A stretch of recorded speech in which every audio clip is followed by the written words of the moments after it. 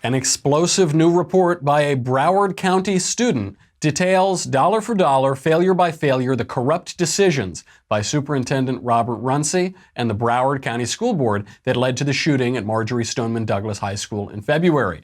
This report is a bombshell, and local authorities and media are already trying to suppress it, so we will give the report's author a chance to spell out what it means. Then, there's a lot of news. Paul Ryan quits Congress, the feds raid Trump's lawyer, and we might go to war with Syria. I thought we were already at war with Syria. We might go to more war with Syria. There is simply too much news for one man to cover, plus I missed the girls, so we're bringing on Liz Wheeler, roaming millennial, and John Hirschauer for an expert panel of deplorables. It has been too long. I'm Michael Knowles, and this is The Michael Knowles Show.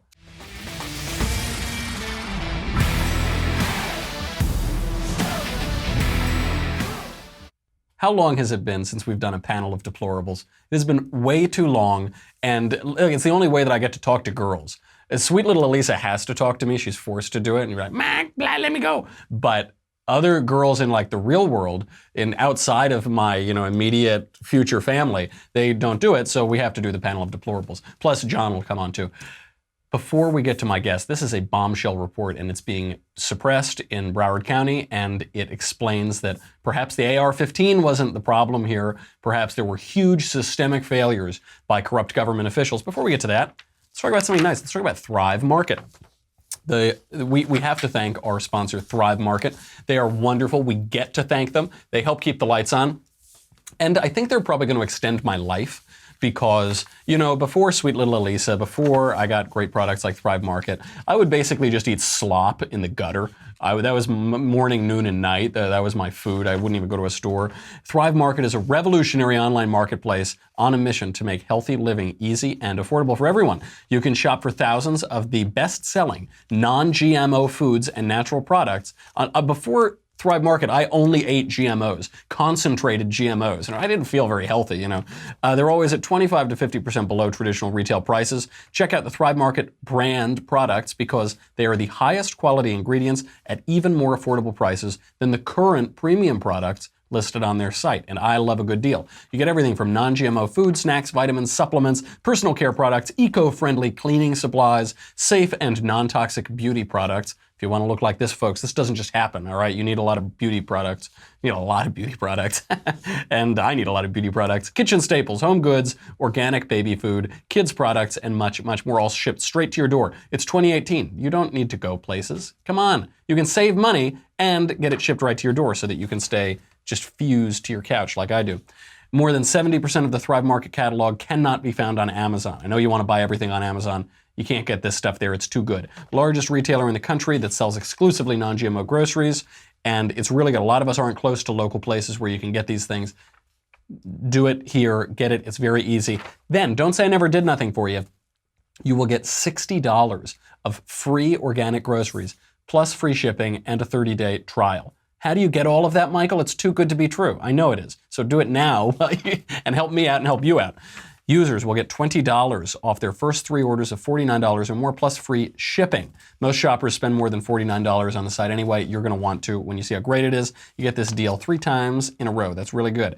Go to thrivemarket.com/Michael, M-I-C-H-A-E-L, to get your instant $60 off free groceries. thrivemarket.com/Michael.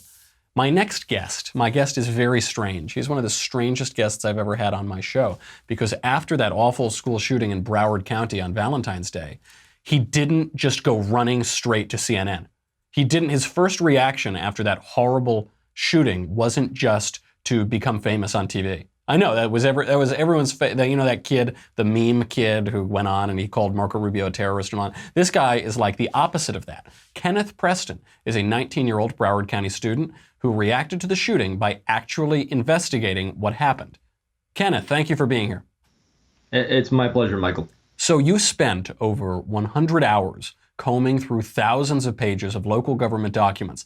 You spoke with dozens of school and law enforcement officials, past and present, parents of victims of that shooting. You got to know their families. You spoke with members of the media. In short, you did exactly what the Stoneman Douglas gun control kids did not do. You actually did what every adult journalist in America failed to do. The things that you found out in your report by actually doing the work of investigative journalism, Any of these news sites could have done it. You're just the guy who actually did the work instead of shallow media grandstanding. My first question, what were you thinking? Actual investigative journalism is not going to get you on CNN, buddy. Why did you investigate what happened? Listen, journalism isn't dead yet, Michael. So you're like the last, it's you and Cheryl Atkinson, I think. I think you're the two last journalists in America. There you go. It was a whole lot of anger. Everybody in this county was angry, but I was sort of bothered by the fact that I was constantly seeing officials in the county going on lobbying for more money for Broward County. And if only more money were to flow into the county, we could have prevented, or we can harden our schools in the future. The issue, though, is that most people don't realize that we've had a whole lot of school safety money that's been designated to Broward County schools, but it hasn't all been spent properly. But that's only part of the report. So I want to know, the report is very good, it's very detailed, you source every syllable in it. What are the main conclusions? What's the 30,000-foot view of your investigation? So basically, the findings of the investigation were twofold. First off, there was $104 million designated specifically to school safety in 2014. About 5 of that has been spent since that passage. About the 5 second million. would be 5%, 5 million point something. Yeah. Wow. Yeah. So, and then on top of that, the second part of our investigation was on school discipline reform, school discipline matrices, the behavior intervention program, and the promise program, which is honestly what I think contributed more to this, far more to this than any funding could have.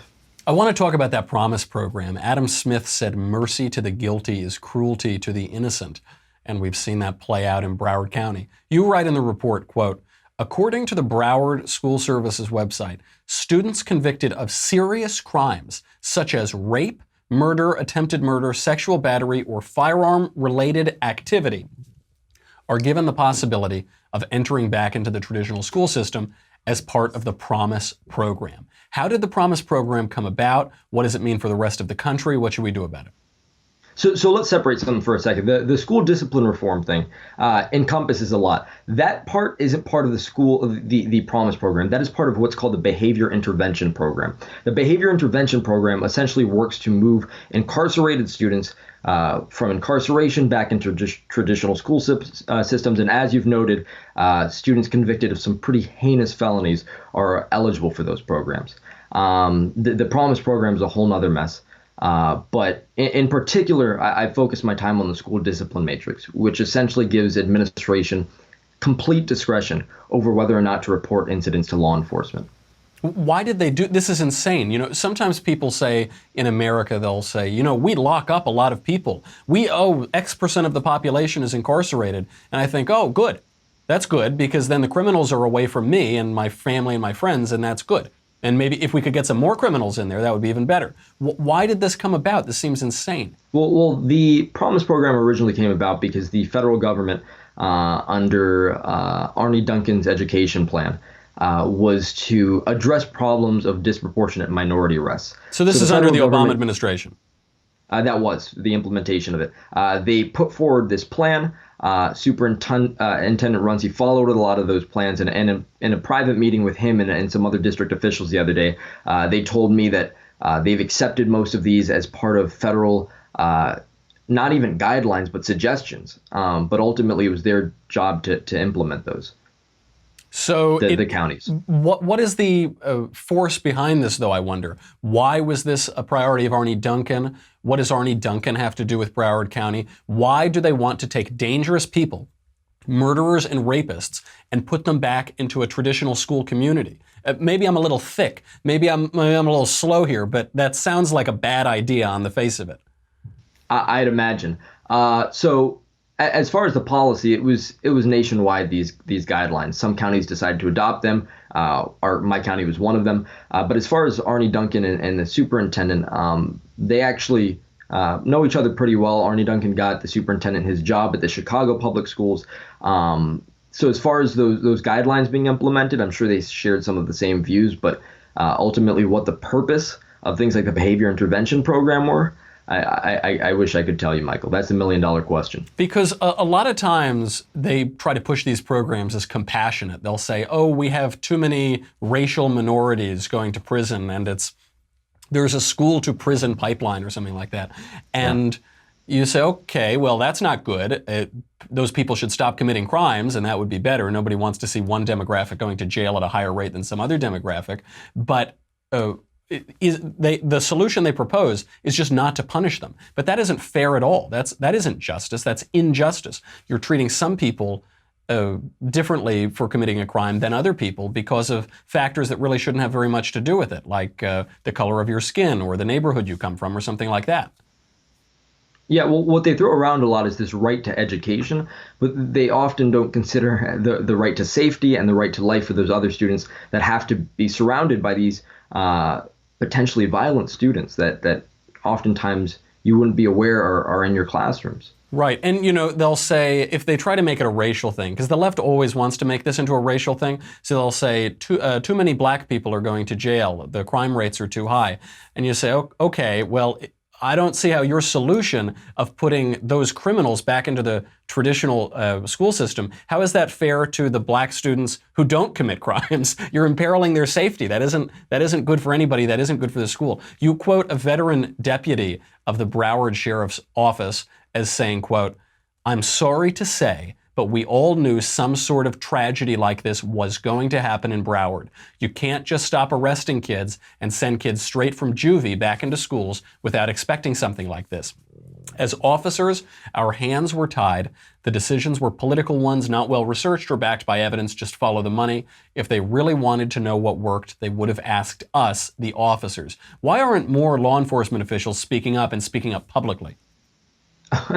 Well, they're employed by the county. This is the same county that failed them and failed our students and teachers that day. So, the only reason he spoke to me is because, now he's retired after decades on the force. So, but many of these people are not willing to come forward with their voices because they're afraid of, the backlash that they may receive. Professional backlash, right. Yeah, without question. So you spoke, correct me if I'm wrong, you spoke at the school board meeting last night. I tried to, yeah. What happened there? You were going to present your findings, 100 hours of research. You've combed through all the documents that journalists didn't comb through. You're going to present it to the school board, and then what happened? Well, 3 weeks in advance, we had a set speakers list of 7 speakers, which included survivors, some families of victims, some were affected, and just, community members that want to have their voices heard. And I had about 6 minutes of time, different from the usual 3 because I had some time relinquished. So basically, the gist of what happened is an hour before this meeting, I had received a call where they said all 7 speakers were cut and my time would be cut in half. So I get there and I had an entire 6-minute speech prepared. I had to basically throw that speech out and just come to the board and say, for the last week, you guys have been doing everything in your power to subvert our message. So we pushed that message out to national media outlets, and I'm sure Runcie's sweating a little bit now. That's Runcie. Runcie is the superintendent in Broward County, and he doesn't come out looking very nice in your report. You see this a lot in local government where they'll say, oh, no one's going to pay attention. We can cut this guy's time. We can shut them up. Who's going to find out? What are you going to do? National news cycles are going to move on, and then we can keep being just as corrupt as we ever were. How corrupt is the Broward County School Board, and how corrupt is Superintendent Runcie? It's funny. In 2011, this was just before the superintendent got here, a grand jury commissioned by the former governor looking into the Broward County School Board said that if it weren't for a constitutional mandate, they would recommend that the school board be abolished entirely because of how deep-seated the corruption were. There were a couple school board members that were arrested. The superintendent had to step down, and obviously the Superintendent Runcie came in. He was in fact supposed to clean up the mess and bring about transparency to the district. So there is some deeply ingrained corruption, without question. Unbelievable. I want you to continue on that because I want to hear more explicitly about this guy's corruption, and I have one more question for you. But before we do that, we got to keep the lights on. We have to keep the lights on. We get to keep the lights on. Now, Kenneth, you're a young man. You've got a thick pompadour over there, a good head of hair. But, as you get older, perhaps you'll want to keep that head of hair because Look, for me, for most of my life, I'll tell you this. I was an actor, wasn't making a ton of money, not exactly an Adonis of a man. I'm not saying I'm ugly. I'm just saying I'm not like a hulking mass of man. I'm not Conan the Barbarian, but I've always had a good head of hair. And that has always helped me out. That's how you get the sweet little Elisas of the world. Keeps is the easiest way to keep your hair. Keeps offers the only 2 hair loss products that are clinically proven to keep the hair you have. There are a lot of products out there that are basically just voodoo from shaman in the deserts, and they say like sprinkle 3 legs of goat on your head or whatever, and then that's not going to work. You need results that can be clinically proven. You need treatments that are clinically proven to work.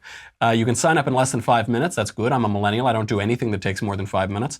Keeps is entirely online and only $10 to $35 per month. So it's $1 a day or less on average. It's worth it, folks. When you want to get the sweet little Elisas of the world, that is worth $1 a day. This is half of what you typically pay at the pharmacy.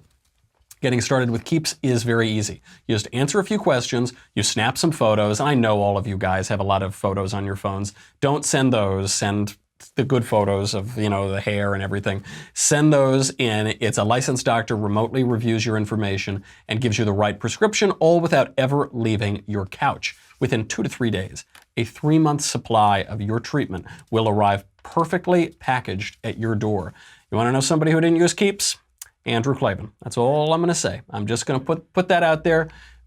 A lot of guys, hair loss starts when you're pretty young. A lot of people think that it starts when you're 65 or something. That's not true. By age 35, 2 out of 3 men will start losing their hair. This is very easy to prevent. It's shockingly easy to prevent, but you have to get started early. You can't wait until all your follicles are falling out before that happens. Stop hair loss today, the easy way, with Keeps, offering customized treatment plans with only clinically proven hair loss products for about $1 a day from the comfort of your own couch. To receive the first month of treatment for free, don't pay a penny, go to keeps.com/covfefe, C-O-V-F-E-F-E. The Covfefe will also, that's a good treatment too, it'll keep the hair going. That is Keeps, KEEPS.com/covfefe, C-O-V-F-E-F-E. That is a free month of treatment at keeps.com/covfefe. Keeps, hair today, hair tomorrow. Hair today, hair tomorrow. Okay. Sorry to interrupt you. Back to this awful rampant corruption at Broward County School Board. Tell me more about the superintendent himself. Sure. The superintendent is an interesting guy. He's very well spoken. He'll run circles around you, but he claims to be committed to transparency. The only issue is that I'm not sure if you're aware, the day before this meeting, I was called into a last-minute meeting with the superintendent where I was supposed to talk about my report. I was told that I wasn't allowed a lawyer. I wasn't allowed to record the meeting because it was supposed to be just between myself, a couple parents, and the superintendent. Once I got there, it was stacked. 10 district officials, all of whom work for himself, and they took 2 hours to speak with me about my report to try and sort of pick it apart and tell me what was wrong with it. So the issue with this whole process, and him in particular, is I just can't imagine that a superintendent who is in charge of 300 plus schools, 15,000 students, and 270,000, or 15,000 teachers and 270,000 students, has the time to speak to a 19-year-old about a report that he doesn't believe there's any substance to. So Runcie's sweating a little bit. That's a great point. That is a great point. He is clearly, you don't do that. You don't line up your officials and take the time unless you think this is a big deal. And what they're always going to tell you is, oh, it's nothing, it's lies, it's nothing. This is it. Keep the pressure on him, man. You were doing excellent, excellent work. It's really, really admirable. Great to have you here. Kenneth Preston, you can read about the report. It's one published in The Hill, and some other national media covering it too. Keep the pressure on them. That goes for every conservative out there, people who want to help education reform, and also to Kenneth. Kenneth, thank you for being here. Thanks. All right. Now, look, Kenneth was great. It was nice to have him here. I enjoy that and everything. But now we get the panel of deplorables. This is really good. It has been so long. It has been so long. I have not seen Roaming in a long time and seen Liz Wheeler. There are a lot of others we want to bring on. Maybe we'll bring them back every so often. Liz Wheeler is the host of Tipping Point on One America News. Roaming Millennial hosts Roaming Millennial Uncensored on CRTV, hubba hubba. And John Hirschauer is some guy. No, John has written all over the place. He's written at National Review and Daily Wire, New York Times, Fox News Nation, and the Fairfield Mirror. He was also the national undergraduate winner of the Buckley Program Ideas Essay Contest. That's how I know him. Ladies and John, thank you for being here. Let's dive right in. Paul Ryan is retiring from Congress. Here is Speaker Ryan. This has been one of the two greatest honors of my life. The job provides incredible opportunities. But the truth is, it's easy for it to take over everything in your life. And you can't just let that happen. Because there are other things in life that can be fleeting as well. Namely, your time as a husband and a dad, which is the other great honor of my life. That's why today I am announcing that this year will be my last one as a member of the House. Paul Ryan has been in Congress since the age of 28. He's been in Congress for 68% of all of our lives, and he's probably been in Congress for more for the pretty young things like John out there, you know, the 22, 23-year-olds. First of all, roaming, are you broadcasting from hell? What is going on behind you? I am broadcasting from my shiny new CRTV set. Now we have CRTV resources behind us. So yeah, this is a fireplace that we actually built for the set, and I say we because I, of course, managed and supervised it, but I feel like that's an important part too. That's excellent. All right, Liz, we'll come back to you in a second, roaming. Liz, is Paul Ryan jumping off of the Titanic? Is that what this is about? Or is this about the midterms? Or does he just want to see his kids more? What's the real story here? Why is Ryan quitting Congress? Listen, I am never going to castigate someone who says that they're quitting their time-sucking job because they want to spend more time with their family. I actually think we should commend that. More politicians probably should be better examples like Paul Ryan of being a good husband and a good father. So I'm never going to criticize him in the personal sense. But didn't we learn our lesson a couple weeks ago between the difference of criticizing the person when it came to the students from Parkland, the Marjorie Stoneman Douglas High School kids, criticizing the person and criticizing the policies? And that's where I would separate my criticism of Paul Ryan. He seems like a good man, good husband, good father. His kids are going to be lucky to have him around more. But I don't think that he's the right fit for the job of Speaker of the House. I mean, he doesn't seem to have that so-called fire in his belly to actually fight for conservative principles like he did maybe when he was first in office. We've heard him in the last 2 years more often and more vehemently criticize the president than we've heard him stand up for actual conservative values, cutting wasteful spending, scaling back the size and scope of government, and enabling people to be successful for themselves and get government out of the way. I hate to interrupt if the sound is still going on now. I am getting in my ear a 75-minute delay from when your lovely selves are talking and when I can actually hear what you're saying. So I think this is probably Bashar Assad, if I had to blame this on anybody, and I think I'm willing to blame it on Bashar Assad. This is an attack on the show. Very devastating because I want to talk to you all, but I guess it's just going to have to be another time. I'm going to have to go through it myself. Absence makes the heart grow fonder. I guess this will be a sanctifying experience as I have to say goodbye to all of you. Liz, I'm going to see you on your show later today, so I'll at least get to talk to you. Roaming, I miss you terribly. John, good to see you, buddy. And we'll have to bring you on when we have a better news cycle and also a better control room, and we're out of the broom closet of the Ben Shapiro Show. I'm going to do the news myself. See you guys. Absolutely devastating. I am so sorry to see my dear friends go. Do I have to sign off of Facebook now, too? So sad. All right, I'm going to cover all the news on the back end of Facebook. That's fine. Listen, I invite people on. I'd like to get their opinions, but really, the only opinion I really care about is my own, so I'll be able to tell you that then. You can find my show, as ever, The Michael Knowles Show, on dailywire.com, Facebook, YouTube, and iTunes. Like and subscribe to your favorite platform and get notifications when I go live and to get more Daily Wire content. Also, I'd like to put in a quick plug. I'm going to be on tour next week. I'll be giving a speech on Tuesday in Mobile, Alabama, at the Alabama Policy Institute. Tickets are available there if you want to come see that. We're going to be talking about the future of conservatism in the age of Donald Trump. I'm going to swing by New York City, New York, the city's so nice they named it twice, and go to the Buckley Program Disinvitation Dinner. This is a black tie affair. It's a wonderful event. Charles Murray is going to be speaking. If you'd like tickets to that, go to disinvitationdinner.com or buckleyprogram.com. And then I'm going to be giving a speech at the University of Pennsylvania, Trump's alma mater. So I'll get you more details on that when they come out. But, if you're in the area, come by, say hi. It'd be nice to see you. Look, I know. You pay $10 a month or $100 for an annual membership. You get me, the Andrew Klavan Show, the Ben Shapiro Show. That's fine. You need this. Really what you need today is a Michael Knowles tears tumbler because of how sad I am to say goodbye to my panel of deplorables with the tech issues. But the leftist tears tumbler is very important too. In particular, because of some of the news that we're going to be talking about, because I suspect that Roaming Millennial is right. I suspect this is just another false alarm and Trump's demise ain't going to happen. They didn't get him in 2015, 2016, 2017. They ain't going to get him in 2018. And you're going to need this to protect your family. Go to dailywire.com. We'll be right back.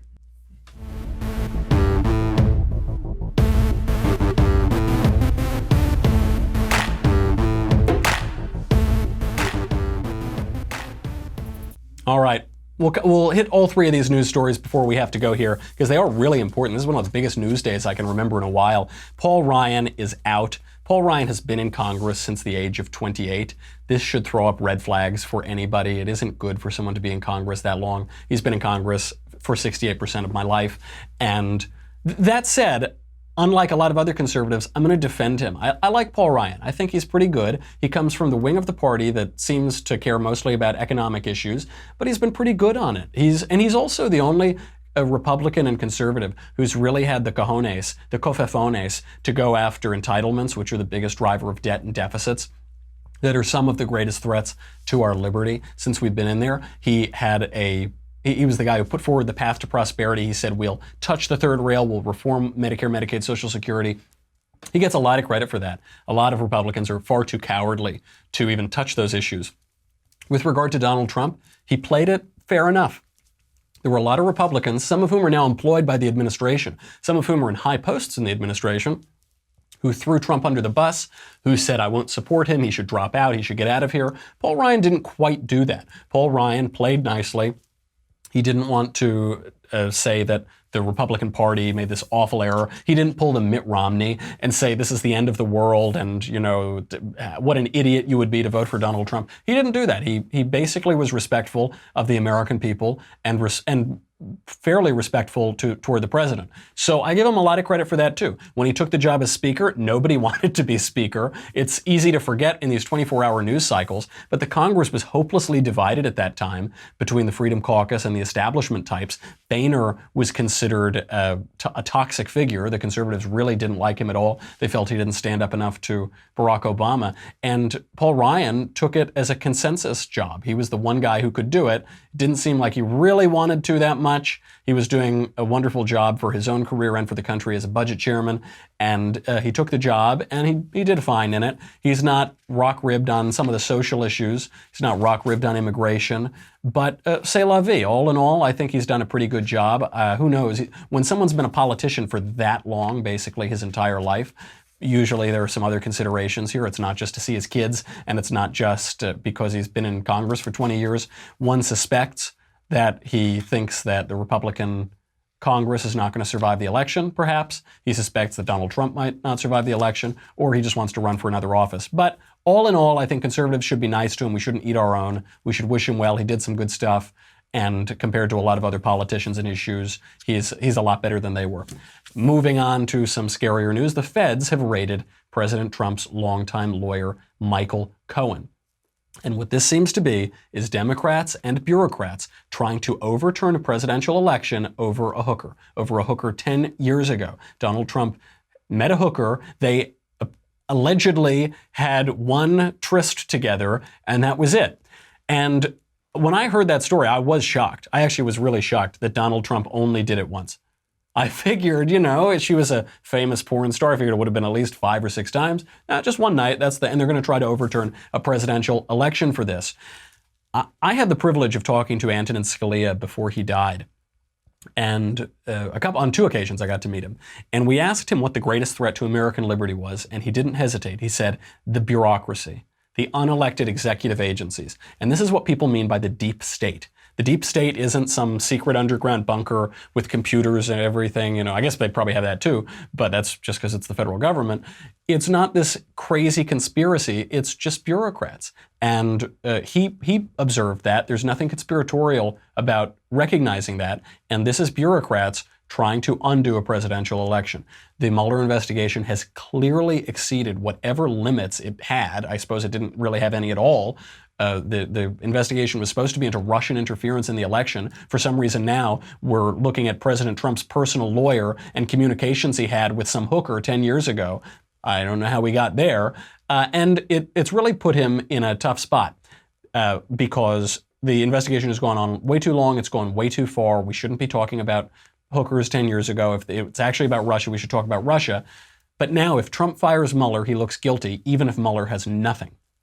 If Trump doesn't fire Mueller, Mueller could indict him over the pack of bubble gum that Trump lifted from the Queen's 7-Eleven in 1955. Who knows? These investigations are really big. You can indict a ham sandwich in New York or D.C. So what should be done about Mueller? My gut instinct is that the Mueller investigation hasn't turned up very much of what it was trying to turn up. Namely, Donald Trump, the Manchurian candidate, wearing a trench coat like Boris from Rocky and Bullwinkle, talking to the Russians, in secret meetings and colluding with them and undermining the integrity of the United States. I don't think they got any of that. I think they're throwing spaghetti at the wall and grasping at straws, and you're going to end up with a lot of procedural crimes and talking to hookers and things for nights in a hotel 10 years ago. So my instinct tells me don't fire Mueller. The only way you can guarantee that Trump looks guilty in the court of public opinion, which is frankly the only one that really matters in politics, is to fire Mueller. That looks like an admission of guilt. It almost seems like he's being baited into firing him. So I think that probably that would be a mistake to do that. But it's really frustrating, and it shows all the more reason why we elected Donald Trump. We elected Donald Trump to stop this ridiculous nonsense and to stop unelected bureaucrats from telling us how to run our country. That's how they do it in Europe. That's how they do it in Brussels. That's how they do it in the United Kingdom. That's how they do it in a lot of places in the world. I guess not in the UK anymore since Brexit. But that's not how we do it in America. It shouldn't be how we run our government in America. And the bureaucracy is the threat. That's the threat to freedom. And then in other news, we may go to war with Syria.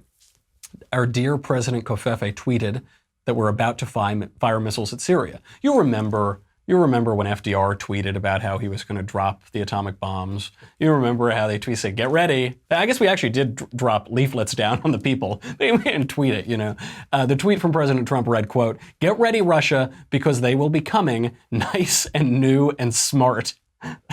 Get ready, Russia in Syria. In another tweet, Trump said that our relationship with Russia is worse now than it has ever been, and that includes the Cold War. That's the alleged Russian stooge. That's Boris and Natasha, according to the Democrats. He's talking about how awful our relationship with Russia is, which it is. Reports suggest that the Syrian government under Bashar Assad dropped bombs filled with chemical weapons on Douma. That alleged attack came just after Donald Trump declared that he would be pulling troops out of Syria. And now there's a question, do we respond? Do we have to fire more missiles, throw some soldiers in there, do some more things? Some conservatives are skeptical here, guys like Tucker Carlson. They point out that we don't have firm evidence that this was an attack by the regime, that it doesn't make much sense for the regime to be using chemical weapons as they're about to get exactly what they want. They want the Americans out of there. They're about to get exactly what they want. It's announced that they'll get what they want. And then Bashar Assad, what a dummy, has this chemical attack. Also, in February, Defense Secretary Mattis admitted that there was no evidence that Bashar Assad used sarin gas on his citizens, despite reports that he did. If you consulted the mainstream news, if you asked the average person who reads the newspaper, they'd say, oh yeah, Bashar Assad used sarin gas on his citizens. But General Mattis, Defense Secretary Mattis, said, no, we don't have any evidence of that. That's just a thing people report. Now, Bashar Assad is a butcher. I mean, he's an absolute monster and a psychopath and a butcher. But why would he do this? Why on earth would he do this sort of chemical attack now? It doesn't make a lot of sense. Doesn't mean that he didn't do it. It's just a little strange. It doesn't quite add up. So what is our strategic interest in Syria? President Trump has just appointed Ambassador John Bolton, one of the greatest men in the country with one of the greatest mustaches in the country, to be his national security advisor. Will the very hawkish, cartoonishly hawkish John Bolton push for an increased military presence in Syria? That's what people are suggesting. They're saying, John Bolton never met a country he didn't want to bomb. John Bolton never saw a Middle East country he didn't want to invade. That's the caricature of John Bolton. That's the cartoon that they portray him as on TV. I suspect that he won't push for much increased action in Syria because John Bolton, despite that caricature that the Democrats have made of him, is a very serious strategic thinker. And the guy that you get on TV also is not the guy you get in the government. They are the two different media. And full disclosure, I've known the Bolton family for a while, and I'm friends with some of them. And I got to meet him on an occasion, and I was immediately impressed by how incredible his breadth and depth of knowledge is. The guy can just monologue with precision and detail on virtually any topic in foreign affairs. This is not a guy who goes hopping along and saying, bomb, bomb, bomb, we need to bomb everybody, you know. He doesn't have a giant button on his desk and he just keeps clicking it. John Bolton has also pointed out that the great threat to the world order, the great threat to the United States is Iran. It's not Syria. He's actually called the Syrian civil war a sideshow. He said it's a tragic event. It's awful to see. It's been going on for 7 years, but it's ultimately a sideshow. It doesn't quite threaten American national interests. And we have this question, is it worth getting bogged down in a full-scale war there? Is it worth spilling a lot of American blood over there? Or is it better to keep our powder dry for a conflict with Iran? It seems to me that the clear answer is the latter. And I suspect that's the position of John Bolton, based on statements that he's made in public. And I suspect that that's the view of Donald Trump, who campaigned against stupid wars in the Middle East, who campaigned against intervening in every country that has a problem. So I wouldn't worry about it too much. I think it's being really hyped. I think it's being played up a lot. I think these sort of attacks, these red lines, are being catered to in the media. But I don't think there's any evidence from the doves to the hawks in our government that we're going to get bogged down there, and probably we shouldn't anyway. Okay, that's all the time I have. I'm sorry that I couldn't bring you the pretty girls and John. I wish I could have done it. We're going to have to try to bring them back next week. I will see you tomorrow. Get all of your mailbag questions in. It is going to be a very good show, and I can answer all of them. And the ones I can't answer, I just won't pick, so it's not a big deal. I'm Michael Knowles. This is The Michael Knowles Show. I'll see you tomorrow.